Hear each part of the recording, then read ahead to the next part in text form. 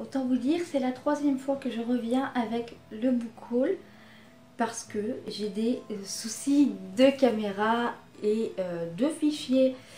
Le book haul était tourné et il s'est passé que j'ai effacé la vidéo par erreur. On y va, vous aurez les premiers livres de la première vidéo qui a été sauvegardée mais qui n'était pas entière et ce magnifique book haul du mois de janvier 2018, c'est maintenant. Je regarde juste si j'ai repris tous les livres.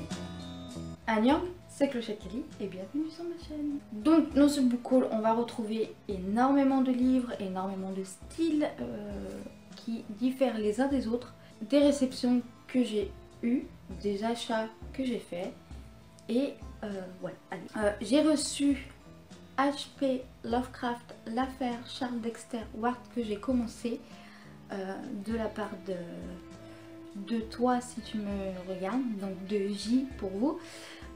Et il savait pas, mais j'avais déjà du même auteur le mythe de Cthulhu et donc il ne le savait pas que je l'avais déjà, donc du coup je l'ai en double, mais bon dans l'un je pourrais annoter les choses et dans l'autre je pourrais le garder presque neuf. Je vais commencer avec la partie de J. J est quelqu'un que j'apprécie énormément et qui parle littérature avec moi parfois. Et donc là, il m'a conseillé de lire deux mangas donc de la même série. Bien évidemment, j'en perds mes mots au bout de la troisième fois. Donc il s'agit de Gun de Yukito Shihiro aux éditions Glénat, le tome 1 et le tome 2. Et donc il m'avait raconté de quoi ça parlait, mais comme d'habitude je n'ai rien retenu. On est habitué, c'est comme ça que Clochette fonctionne, avec la petite cloche qui dit t'as entendu, tu t'en souviendras, mais pas maintenant. Oh, je crois que je vais m'auto-saouler aujourd'hui. Bref. Donc ça va parler, il n'y a même pas de résumé donc je peux pas vous dire de quoi ça va parler, mais voilà, J m'a prêté donc ces deux mangas que je lirai et si la saga me plaît, je pense que j'achèterai les tomes pour pouvoir la continuer ou alors je lui demanderai la suite quand lui il les aura achetés. On va continuer dans la partie on m'a conseillé. Et donc on m'a conseillé de lire Dante, la divine comédie aux éditions JF de je sais plus qui, de Dante, c'est écrit dessus, c'est comme le pour salut. Quand j'ai regardé l'intérieur du livre, je me suis rendu compte que ça faisait un peu comme une œuvre biblique en fait, avec les numérotations qui sont là. Donc là-dedans, on va retrouver l'enfer, le purgatoire et le paradis. Je ne sais pas de quelle façon que ça va être raconté, mais c'est quelque chose qui m'intrigue assez.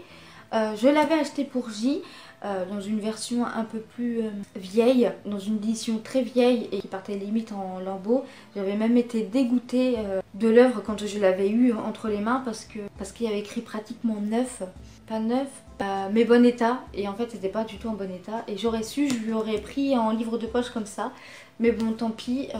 Donc je lui ai demandé s'il voulait changer l'œuvre avec moi, que je reprenne celle que je lui avais achetée et celle-ci que je me suis achetée. Il m'a dit non, enfin bref. Donc je vais lire la Divine Comédie et toujours dans la sélection où on m'a conseillé et d'ailleurs on me l'avait prêté, j'avais commencé à lire. Il s'agit de George Orwell 1984 aux éditions Folio.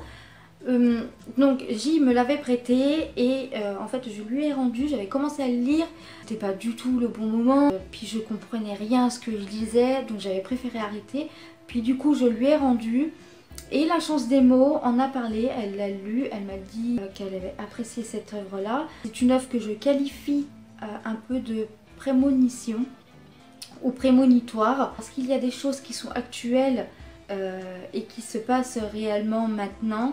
Donc voilà, donc j'ai décidé que je me tenterai à George Orwell 1984 quand ce sera dans mes bons jours. Chez Amazon, on peut faire des listes et que parfois j'ai des livres, une liste qui est plus haute que ma bibliothèque. J'avais mis dans ma liste un livre, enfin 2 tomes de la même saga. Et je me suis dit que c'était temps de les acheter et il s'agit de Katana, le tome 1 et le tome 2, donc Vent Rouge et Dragon Noir aux éditions Folio SF. Comme je regardais beaucoup de dramas historiques, je me suis dit que ça pouvait être le moment de lire ça pour être une alternative à mes envies d'histoire, version science-fiction bien sûr.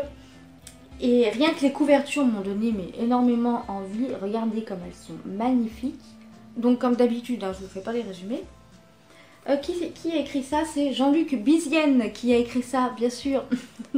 Et donc voilà, donc, je pense que je les lirai dans pas trop longtemps.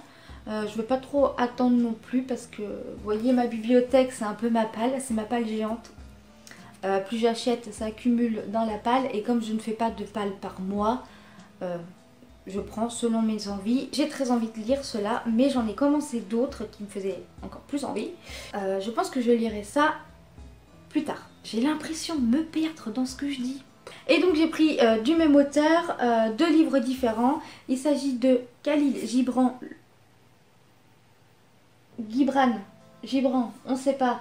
Le Prophète aux éditions Le Livre de Poche, où j'en avais entendu parler. Puis il traînait pas mal aussi dans ma liste Amazon. Et je sais plus où j'en ai entendu parler. Donc là je pense qu'on est toujours dans le côté spirituel ou quelque chose comme ça. Et j'ai aussi donc du même auteur dont j'ai commencé là, La Voix de l'Éternelle Sagesse aux éditions Librio. Donc le livre coûtait que 3 €. Je me suis dit bah il y a des livres pas chers sur Amazon, j'ai dit pourquoi pas. Je ne devrais pas encourager ce genre de chaîne, mais c'est la seule en qui j'ai confiance, on dira. Puisque sur Presse Minister je ne commande qu'aux Chroniques de la Fraise et les autres je ne commande pas.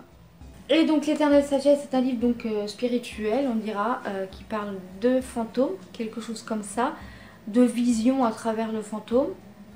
C'est un peu bizarre, c'est une œuvre un peu bizarre, c'est un recueil de nouvelles et c'est très bizarre. Pour l'instant, j'ai arrêté parce que je m'en suis rendue à la page 24 et je me suis arrêtée parce que je me suis rendu compte que c'était pas forcément le bon moment pour moi de lire ça.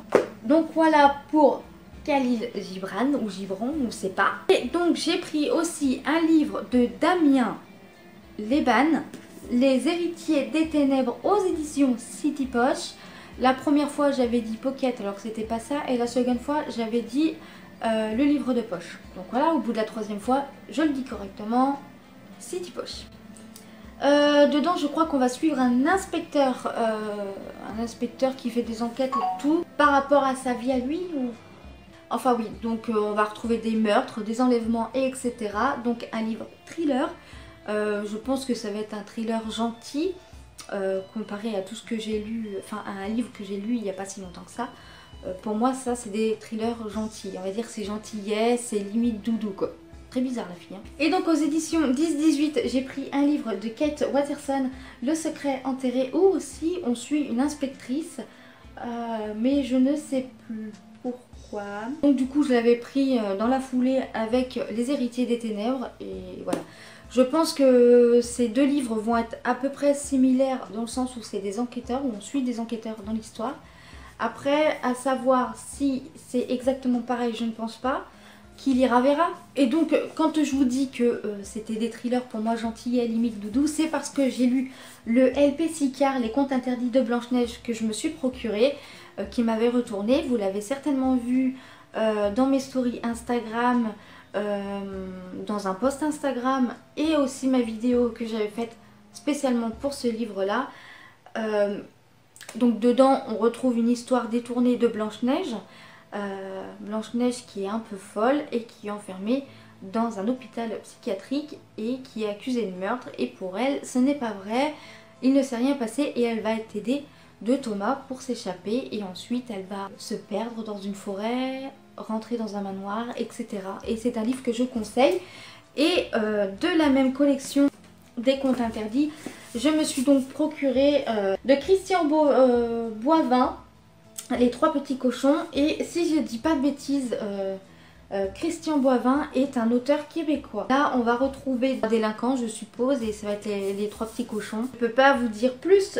Par contre c'est les éditions Ada. Je sais pas si je l'ai dit pour Blanche-Neige, mais c'est les éditions Ada.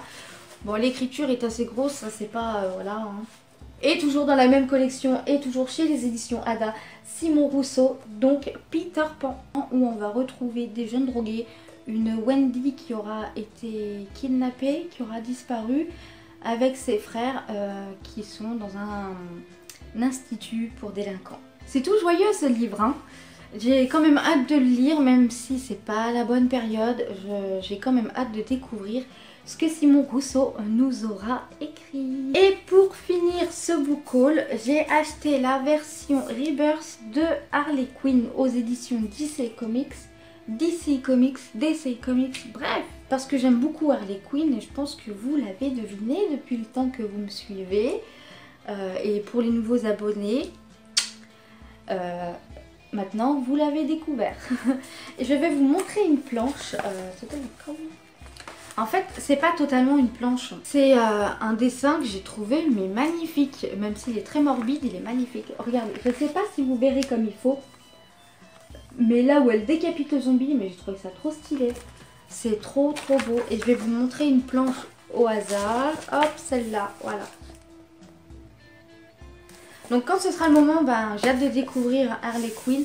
Une petite alternative entre tous les thrillers que je lis et entre tous les dramas que je regarde. Et toujours Harley Quinn, j'ai commandé donc le tome 1. Cette fois je sais pas quelle version c'est, toujours chez DC Comics. C'est pareil, mais les illustrations sont juste magnifiques.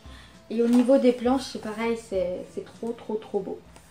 Donc voilà pour Harley Quinn. J'espère en fait que ça va me plaire. Harley Quinn est un personnage que j'aime beaucoup pour son côté un petit peu faux folle, tout ça. J'ai même regardé Batman avec Harley Quinn où c'était juste hilarant.